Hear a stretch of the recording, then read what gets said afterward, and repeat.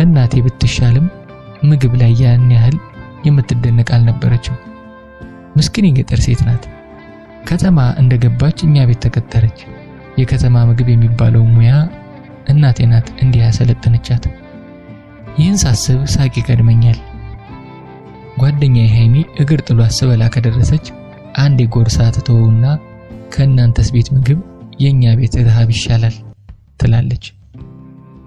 በተለይ በሰራተኛችን ጽጌ እንጀራ እንደቀለደች ነው።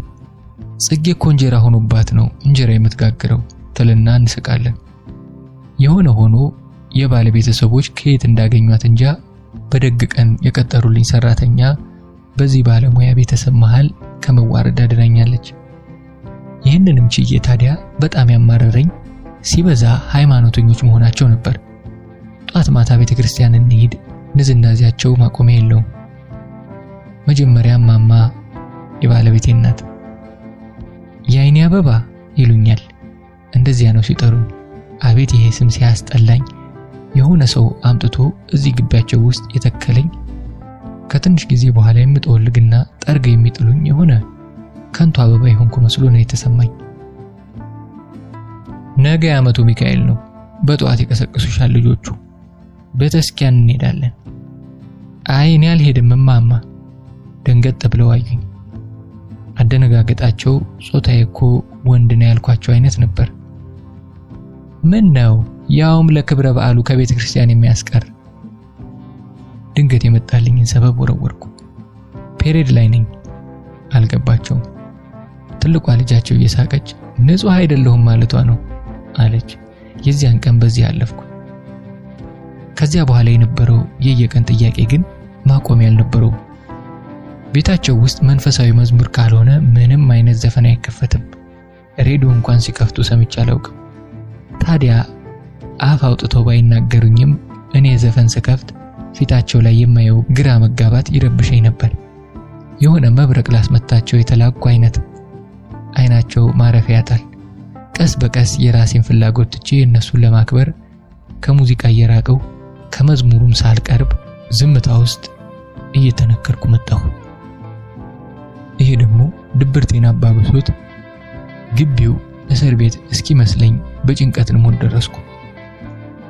አንዳንዴ አባቴ ጋር ሄጄ አድር ነበር። በተለይ የባሌ እናት ይሄ ነገር ፈጽሞ ደስ አይላቸውም። ምንድነው ይሄ ሁሉ ነገር እላለሁ ለራሴ። ምን ውስጥ ነው የገባሁት?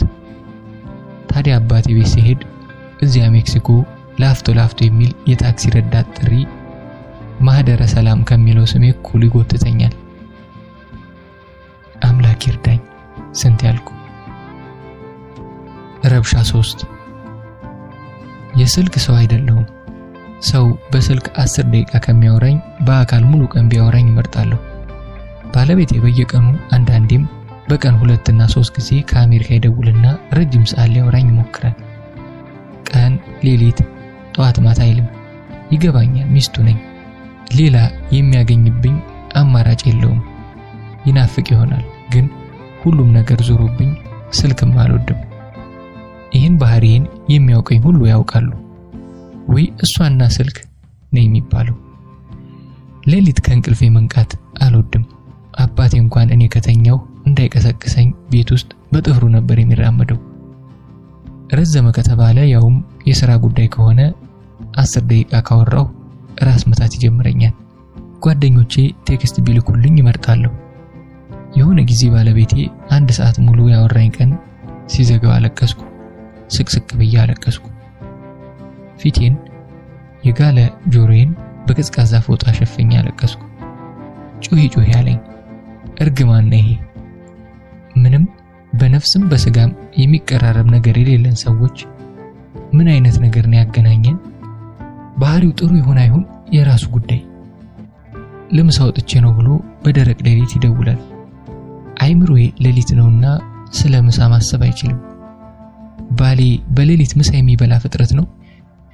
አይ አሜሪካ የምሳ ሰዓት ነው እላለሁ ለራሴ። ይሁና በዚህ ሰዓት የሆነ ነገር እያላመጠ የሚያወራ ሰው በእንቅልፍ ልብ መስማት ያቅለሸልሻል። ስልኬን ከዘጋው በቤት ስልክ ዋናው ቤት ደውሎ ደህና አይደለችም እንዴ ይላል። እየተንጋጉ መጥተው በደረቅ ሌሊት በሬን ያንኳኳሉ። የሩቅ ትዳር እርግማን ነው። ዝም ብሎ ሲያወራ ሬዲዮ ይመስለኛል። ስሜን የሚጠራ የሆነ ዜና አንባቢ ማሂዬ የኔ ማር አጠራሩ ይዘጋኛል። የስጋን መራራቅ በወሬ ሊሞሉ መጣር። እንዲያውም ሌላ ነገር ያምረዋል፣ በስልክ ስለ ሴክስ ማውራት ምናምን። በራሴ ያዝናለሁ፣ በምርጫዬ ድድብና ራሴን ረግመዋለሁ። አዲስ አበባ የተቀመጠ የከሰልፍም አሜሪካ በረዶ ላይ ተቀምጦ ሊሞቅ እንደሚታገል ሰው ምን ምስኪን አለ። እንዲህ አይነት ህይወት የሱ ችግር አይደለም፣ ድድብናዬ ነው። ከአንድ አብርሃም ለመሸሽ አሜሪካ ድረስ መሮጥ ምንድነው? ፈረስ ጭኖ ጦር አሰልፎ አሳደደኝ። ቆይ ባላገባስ? እዚህ መስሪያ ቤቴ ስንት የሚመኙ ወንዶች ነበሩ።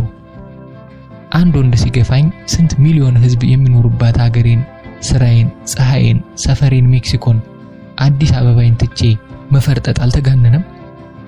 ምን አይነት ፈሪ ብሆን ነው? አስባለሁ፣ ስለ አብርሽ አስባለሁ። ከፍተኛ በስልክ ያወራብኝ ያውም ረጅሙ አሞኝ ሊጠይቀኝ የደወለ ጊዜ ነበር። 5 ደቂቃ ቢሆን ነው። ከፊልድ ስመለስ ታመምኩ። በአጋጣሚ ሲደውል መታመሜን ነገርኩት። ሆስፒታል ሄድሽ? አልሄድኩም። ተዘጋጅና ጠብቂ፣ መጣሁ እንሄዳለን። በቃ ትዕዛዝ ነበር። ሆስፒታል የማልወደው ልጅ ተዘጋጅቼ ጠበቅኩት። አብሬው መሄዴ ነበር ያስደሰተኝ። በኮንትራት ታክሲ መጣ እና ወሰደኝ። እንደዚያን ቀን ተደስቼ አላውቅም። ሁልጊዜ በታመምኩ ብዬ እስከምመኝ። ከኔ የሚባሰ ስልክ የማይወድ ሰው ነበር። ለምንድን ነው ግን ያላገባኝ? ወይስ የምፈልገውን ለማግኘት እንዴት መዋጋት እንደነበረብኝ አላወቅኩም።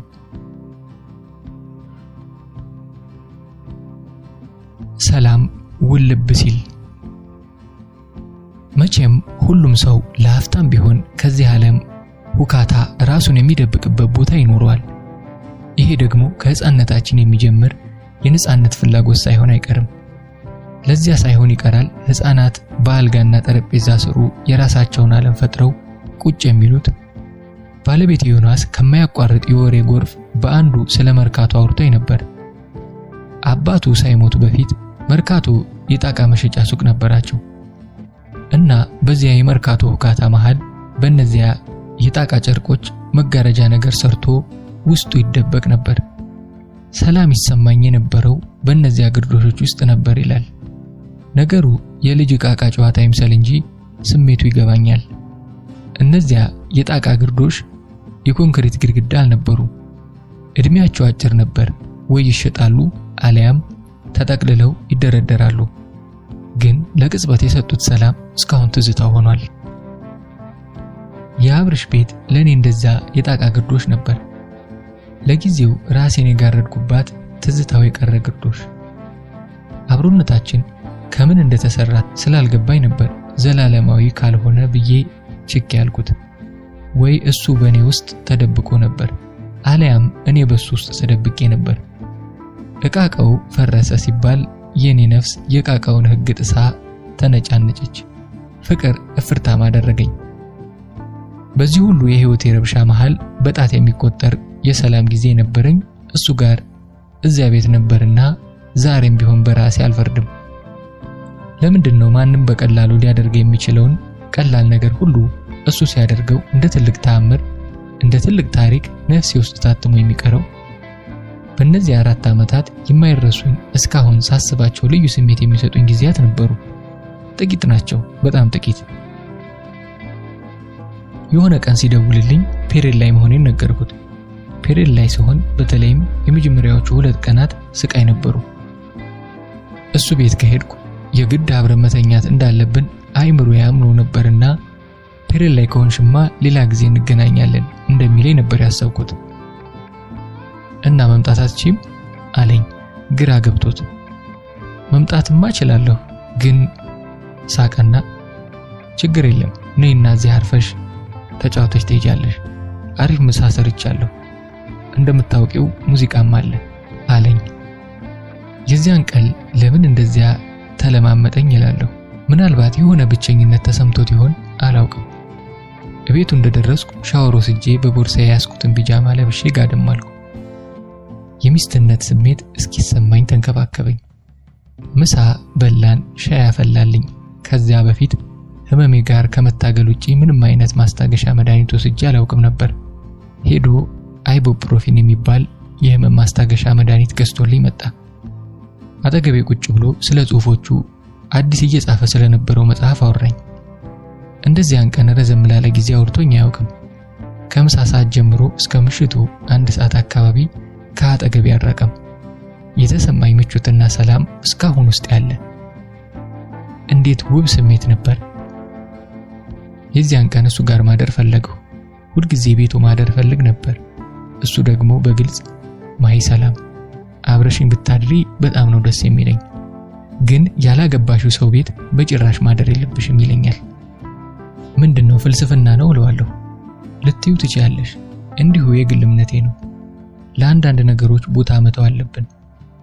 ለምሳሌ ለትዳር አብሮ ማደር ለትዳር መተው ያለበት ነገር ነው የሚል ጽኑ እምነት አለኝ። ቢያንስ ስለ ትዳር ስናስብ ልንጓጓለት የሚገባ የሆነ ነገር መተው አለብን።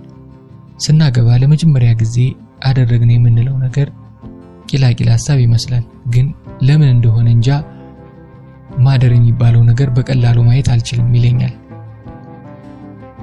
እኔ ግን ቀን አብረን ስንውል ካደረግነው ነገር የተለየ ሌሊት የሚፈጠር ምን ተአምር ይኖራል እያልኩ ውስጤ በቅሬታ ይሞላል። እሱ ጋር ማደር ፈልግ ነበር። የዚያን ቀን እንደዚያ በሰላም ውዬ በኮንትራት ታክሲ ወደ ረብሻዬ ተመለስኩ። በ4 ዓመታት ቆይታችን አንድም ቀን አብረን አድረን አናውቅም። ታዲያ ባለቤቴ ዮናስ ጋር ለመጀመሪያ ጊዜ ሐዋሳ አብረን ስናድር ያኔ ገና አልተጋባንም። በነገሮች ብረባበሽም እንደ ትልቅ ተአምር ነበር ያየሁት። እሱ ጋር ማደሬን ሳይሆን ወንድ ልጅ ጋር ማደሬን። እንደዚህ የመሳሰሉ የሰላም ልብታዎች እንደ ትልቅ ትዝታ በየቀኑ አይምሮዬን ይሞሉታል። እንደ ጣቃ እየተተረተሩ የሚያልቁ ግርዶሾች። አረገዝኩ። ህይወት ቀልድ አታውቅም። የባልየው ሲገርመኝ ነፍስ አልባ ስጋዬ ውስጥ ሌላ ነፍስ አደረ። ካገባው ከዓመት በኋላ ነበር ያረገዝኩት። ያገባሁት ከሆነ ሰው ለመሸሽ እንደሆነ ሁሉ ያረገዝኩትም ይህን ሽሽቴን ሙሉ ያደርገዋል በሚል ስሌት ነበር። ባለቤቴ ከአሜሪካ ተመልሶ መጥቶ እኛ ጋር ወዲያ ወዲህ እያለ ሰርግና ምላሽ ሆኖለታል። በጣም ደስ ብሎት ስለነበር የሚይዝ የሚጨብጠውን አያውቅም። እኔ ግን ብዥዥ እያለብኝ ነበር። እንደ ሴቶቹ ጧት አላስመለሰኝም፣ ምግብ አልዘጋኝም። እንዲያውም በህይወቴ እንደዚያን ሰሞን በልቼ አላውቅም። በቃ ቁጭ ብዬ ያገኘሁትን ወደ አፌ መላክ ሆነ። እርግዝና ከሚባለው ቀጥሎ በአይምሮዬ ውስጥ የሚያቃጭለው ማስወረድ የሚል ቃል ነበር። ያስጠላኝ ብቸኛ ነገር ባሌና የቡና ሽታ ብቻ ነበር። ሳውራ ይደክመኛል በሚል ሰበብ ባሌ ጋር ለዛ ቢስ ማስመሰል የሞላው ወሬ ከማውራት ዳንኩ። ለብቻዬ ሰፊ አልጋዬ ላይ ተኝቼ ያለ መሳቀቅ ስለማፈቅረው ሰው ማሰብ፣ የማፈቅረውን ሰው መርገም፣ አንዳንዴም በሹክሹክታ ለብቻዬ ማውራት ጀመርኩ። ደግሞ የክፋቱ ክፋት በመጀመሪያዎቹ የእርግዝና ወራቶች መልሼ ለማሰብ እንኳን እስኪከብደኝ የማልቋቋመው የወሲብ ስሜት ይሰማኝ ነበር። ቤተሰብ የተረገዘው ልጅ ወንድ ነው ሴት እያለ ይነታረካል። አባቱን ይመስላል እናቱን እያለ ይተነበያል። ሲወለድ ሊያዩት ምን ስራ አስፈታቸው? ወንድ ይሁን ሴት? እኔን ይምሰል ይሄን አብሬ የሚኖረውን ሰውዬ አለያም ሰሞኑን በቲቪ የሚታዩትን ቬንዙዌላ የተባለች ሀገር ፕሬዝዳንት ግድ አይሰጠኝም እላለሁ ለብቻዬ። ለጊዜው እርግዝናዬ ደስ ያለኝ ለረጅም ጊዜ እረፍት ወስዶ ከአሜሪካ ከመጣው ከዚህ ባል ከተባለ ፍጥረት ፈቀቅ እንድል እድል ስለሰጠኝ ነው። ጠልፎ በግዳጅ ያገባኝ ይመስል ምን አይነት እናት እንደምሆን አላውቅም። ለምን እናት እንደምሆንም አላውቅም። ብዙ ጊዜ እርጉዝ መሆኔን እረሳለሁ። ለእርጉዝ የማይገባ ነገር ሳደርግ ባሌ ይከለክለኛል። አይኑ እኔ ላይ ነበር። እርጉዝ ይሄን አታደርግም ያንን አታደርግም እያለ ለስለስ ብሎ ጸጉሬን እየደባበሰ አንዳንዴ ሰውነትሽ ዘና እንዲል ሴክስም ጥሩ ነው ይለኛል ነበር። ግን እዚህ የተረገመ ልጅ ጋር ቢሆን እንኳን ጸጉሬን ነክቶኝ ገና ባይኑ ሲያይኝ ቀሚሴ በራሱ ጊዜ ተንሸራቶ ራቁቴን በተገኘው ነበር።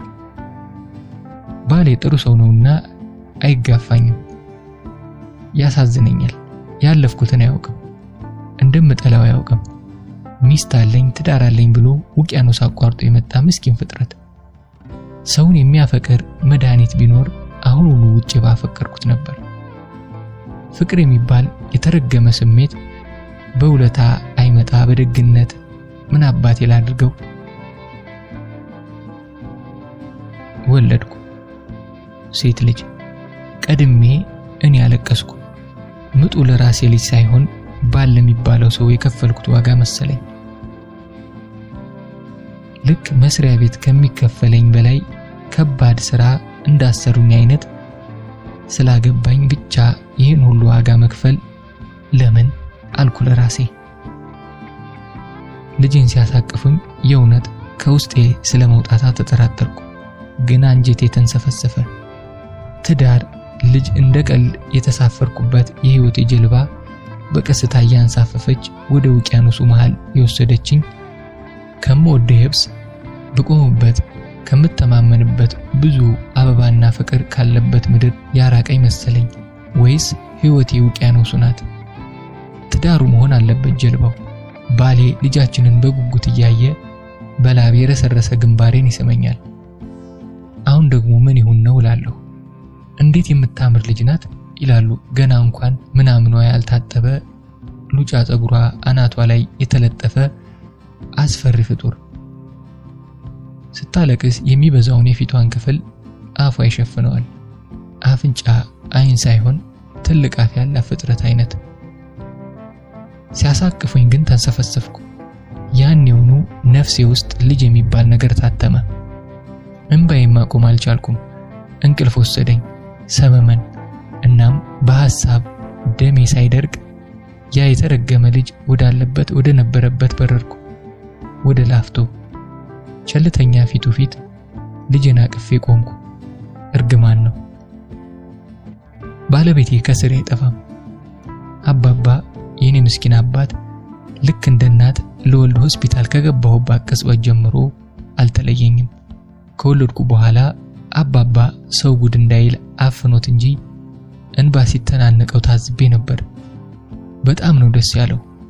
በኋላ ነው የገባኝ ልጄ ከኔም ሆነ ከባለቤቴ አንድ ዘለላ ጸጉር ሳትይዝ እናቴን መስላ ቁጭ አለች።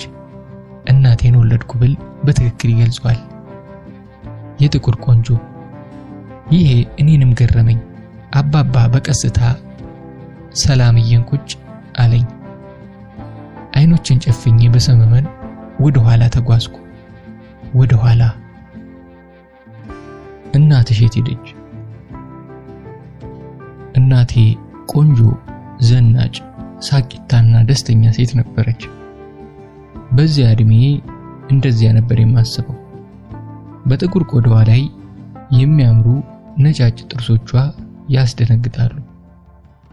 እንደ ወንዝ ድንጋይ ለስላሳና ጽድት ያለ ወደ ጥቁርነት የሚወስደው ቆዳ አላት። ሌሎች ሰዎች ጋር ስትቆም ረጅም ቁመቷ የተለየ ሞገስ የሚሰጣት ቆንጆ ሴት።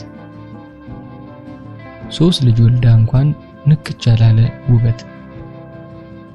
አዲስ የወጣ ዘፈን የማያመልጣት ፎናሶኒክ ቴፖችን ከጧት እስከ ማታ ካልተከፈተ የሚጨንቃት።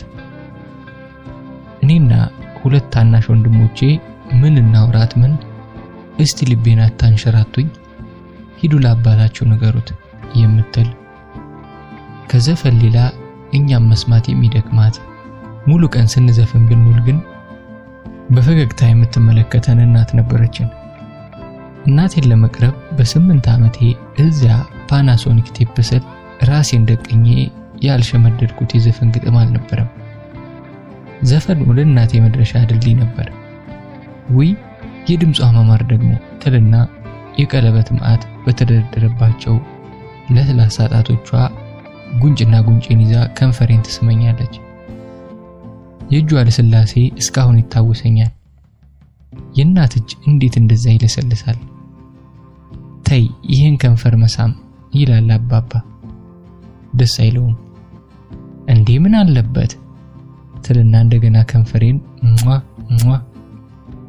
በሚመስል አሳሳም። አባባ በቅሬታ ፊቱን ወደ ሌላ ቦታ ያዞራል። ወደ መስኮት፣ ወደ ወንድሞቼ፣ ወደሚያነበው ነገር። እዛ ጥግ ላይ ወደ ተቀመጠው የሸክላ ሳህንና ብርጭቆ ወደ ታጨቀበት ትልቅ ቡፌ ወይም ወደ ላይ ወደ ኮርኒሱ። መከራከር አይወድም። የአባባ አይኖች ሲሸሹ እናቴ በድል አድራጊነት ድምጿን ከፍ አድርጋ በጣም የምትወደውን ዘፈን ይላል ዶጁን እያንጎራጎረች የምትሰራውን ትሰራለች። ብዙ ጊዜ የምትሰራው በእስክሪብቶ ካሴት ማጠንጠን ነበር። አባባ ጋር ብዙ አያወሩም። ስልቹ ነበረች።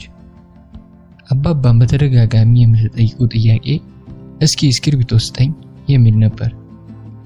ካሴት ለማጠንጠን እንዲያውም አባባ ከአባትነትም ከባልነትም በላይ የሆነ የእስክሪብቶ ማስቀመጫ ዕቃ መስሎ ሳይታያት አይቀርም። እውነቱን ለመናገር ለኛም ለልጆቿ ያን ያህል ፍቅር ነበራት ብዬ አላስብም።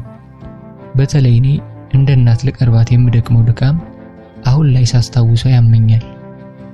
እስካሁን በህይወቴ የሚከተሉኝ ድክመቶች ከእርሷ ግዴለሽ ባህሪ የተከፋፈሉ ቫይረሶች ይመስሉኛል።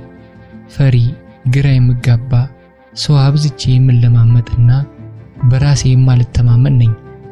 ሰዎች ሁሉ የሚሰለቹኝ፣ የማይወዱኝና የሚርቁኝ ይመስለኛል። ሁሉም የእርሷ ጦስ ነው። ለማሳበብ ሳይሆን ይሄ የተለማማጭነት ባህሪዬ ስሜቱ እሷን ለመቅረብ ከምታገልበት ስሜት ጋር አንድ አይነት ነው። ሰዎች ትንሽ ፊታቸውን ዞር ያደረጉብኝ ከመሰለኝ ጭንቀት ሊገለኝ ይደርሳል።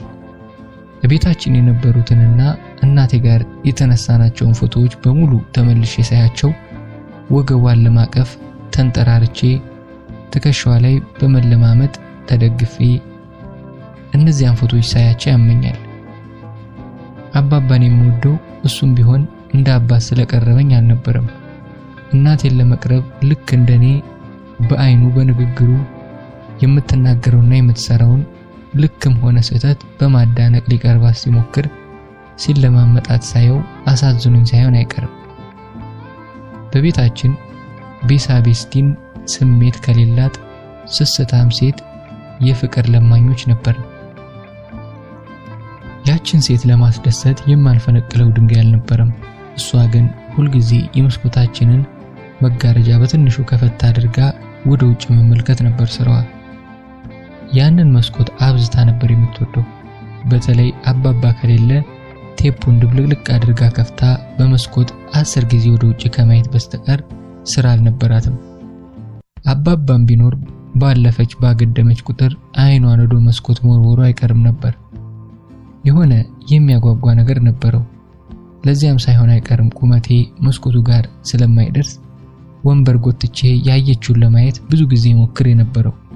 ምንም የለም፣ ምንም ከዚህ አስቀያሚ ጋራዥ በስተቀር። እኛም ሆነን አባባ ምን እንብላ ምን እንልበስ ግድ የሌላት ሴት ነበረች። አልፎ አልፎ ሰራተኛችን ዘመድ ጥየቃ ብላ ስትሄድ እናቴ ያማረረች ወደ ኩሽና ትገባለች። አንዱ ዕቃ ጠፋ ስትል ሌላኛው ተደፋ እያለች ስታማረር ብዙ ሰዓት ቆይታ እህል ውሃ የማይል ነገር ሰርታ ብሉ ትለናለች። አንበላም። እንዲያውም እሷ ምግብ ስትሰራ የሚደፋ ይበዛል። ጓዳው ባልታጠበ ዕቃ ይሞላል። በዚያ ላይ ፊቷን በቁጣ ጥላው ነው የምትውለው። በሰራተኛ ነው ያደግነው። አብራን የኖረች እንደ እናት የምናያት ሰራተኛ ነበረችን። ታዲያ ደጋግሜ ምንም እንደሌለ ባረጋግጥም እናቴ በዚያ መስኮት ምንድነው የምታየው እያልኩ ጓጓ ነበር። እሷ ስትቆም ታይቶ እኔ ብቅ ስል የሚጠፋ አንዳች ተአምር ምንድነው? ቆይቶ በእድሜ ከፍ ስል ነው ተክሌ ጋራዥ መኪና ሊያሰሩ የሚመጡ የከባድ መኪና ሹፌሮችን ትመለከት እንደነበር የገባኝ። በዚያ እድሜ እነዚያ ወንዶች ጋር የነበራት ነገር ባይገባኝም አንዳንዶቹ በቤታችን ድረስ መጥተው በመስኮት በኩል ያወሯትና ይሳሳቁ ነበር። ብዙ ጊዜ በሚያማምሩ የፕላስቲክ ማሸጊያዎች የታሸጉ ከረሜላና ቸኮሌቶች በብዛት ያመጡላት ነበር። ከጅቡቲ ነው ያመጣነው ሲሉ ስለምሰማ በዚያ እድሜ ጅቡቲ ከረሜላና ቸኮሌት የሚዘንብባት ሀገር ተመስለኝ ነበር። እናቴ ጣፋጭ ነገር በጣም ነበር የምትወደው። ቡና ጨምሮ መረር የሚል ነገርና የሚያቃጥል ምግብ ደግሞ በሩቁ ነው የምትሸሸው። ለዚያም ሳይሆን አይቀርም ቤታችን አልጫ ወጥ የሚዘወተረው። እኔም እስከዛሬ ቡና አልወድም። ያንን ሹፌሮቹ የሚያመጡላትን ጣፋጭ ለኔም እያፈሰች ትሰጠኛለች። በቦርሳዬ ውስጥ እየደበቀው ትምህርት ቤት እወስድና ሃይሚ ጋር ሆዳችን ከበሮ እስከሚያክል እናሻምዳለን። አንዱ ሹፌር ያመጣው ሳይጋመስ ሌላው ስለሚያመጣ ያ የጣፋጭ ጎርፍ ዘላለም የሚያልቅ አይመስልም ነበር። በተለይ የማረሳው ጥቁር እንቁ የሚላት ሰውዬ ነበር። የሸሚዙ ቁልፍ ተከፋፍቶ ደረቱ ላይ ችፍርግ ያለ አስቀያሚ ጸጉሩ የሚታይ፣ በተራመደ ቁጥር እንደ ጽናጽን የሚንሿሿ ባለ ዘለበት ቡትስ ጫማ የሚያደርግ፣ ሁልጊዜ ቤታችን ካሉት ወንበሮች አባባ የሚወደውን ባለ ስፖንጅ ወንበር ታወጣለትና በር ላይ በመስኮቱ ስር ይቀመጣል። እናቴ ወደ ቤቷ ትመለስና ከወገቧ በላይ በመስኮት ብቅ ብላ ገበያ እንደጠረረበት ባለ ሱቅ የመስኮቱን ደፍ ተደግፋ ድምጻቸውን ቀንሰው ያወራሉ፣ ይሳሳቃሉ። እንዲህ ሲያወሩ ታዲያ እቤት ሆኜ ከኋላዋ አያታለሁ። እግሯ አያርፍም። በነጠላ ጫማ ትጫወታለች። ሽፍን ጫማ ብታደርግ እንኳን የአንድ እግር ጫማዋን አውልቃ ብዙ ጊዜ የቀኟን እግሯ በጫማው ይጫወታል።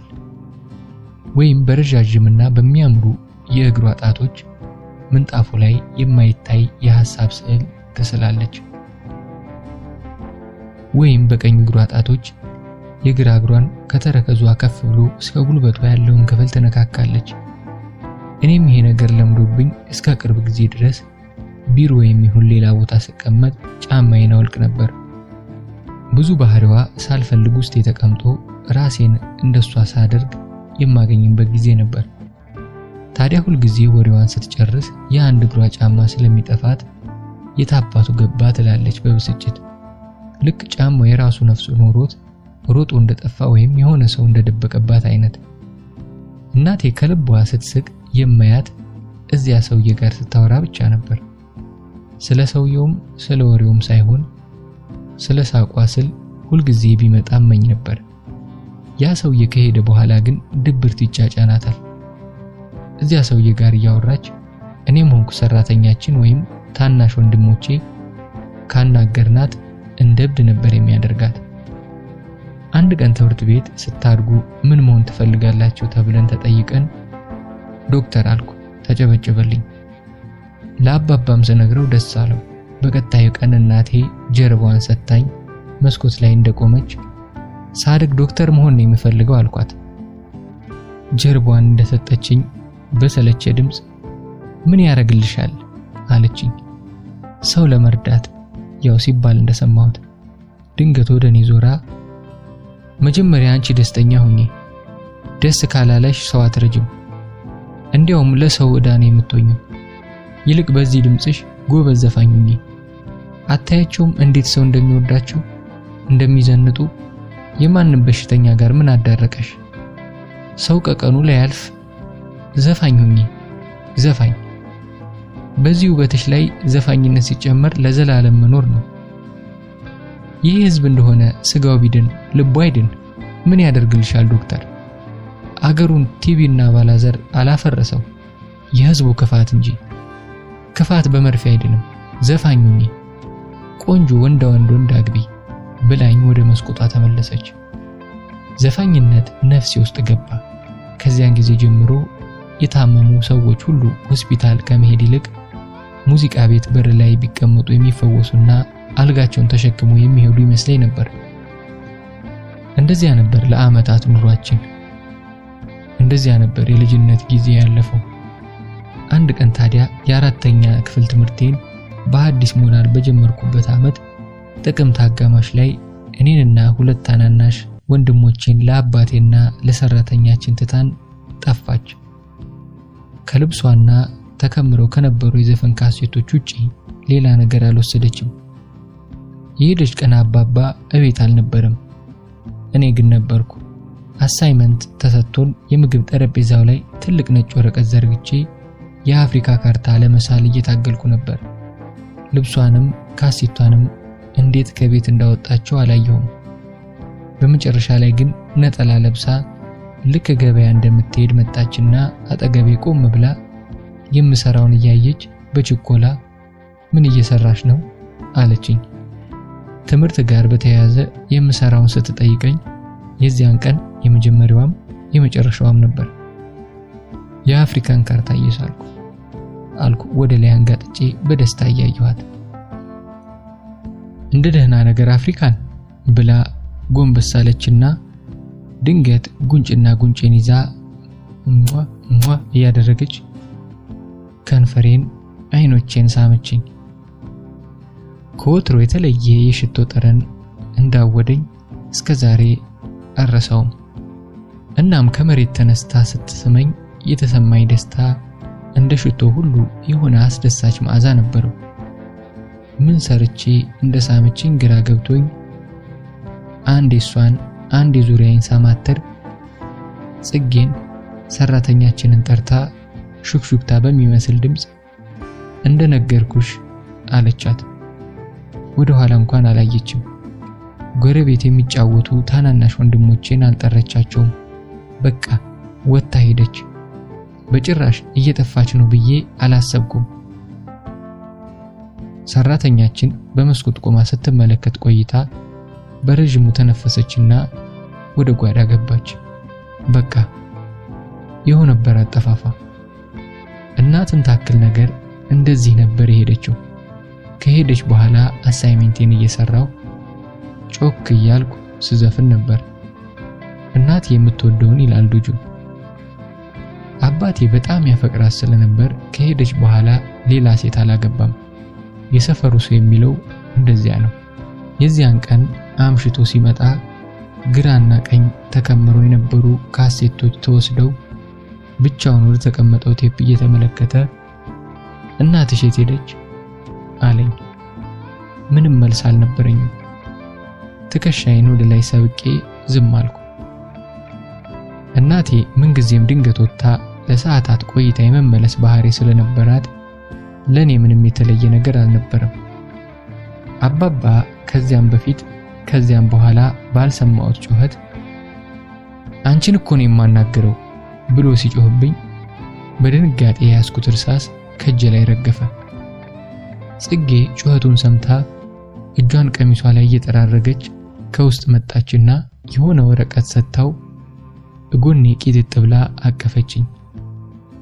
አስተቃቀፏ ከሆነ አደጋ ግልገሏን የምትጠብቅ ነበር አይነት ነበር።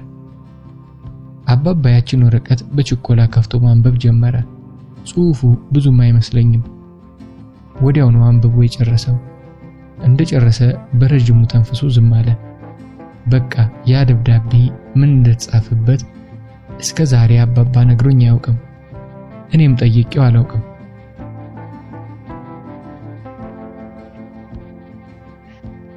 አልተዘዋወረችም። እናቴ ትታን ብትጠፋም አልጠላኋትም። እንዲያውም ሰው በሌለበት በናፍቆት አለቅስ ነበር። በተለይ ጠዋት አባባ ወደ ሥራ ከሄደ በኋላ ወንድሞቼ ለጨዋታ ሲወጡ ሰራተኛችን እዚያው ሰፈራችን ወደ ጉሊት ገበያ ስትሄድ ቤቱ ባዶ ይሆንብኛል። ይህ ሰዓት የእናቴ መንፈስ ቤቱን የሚናኝበት ነው።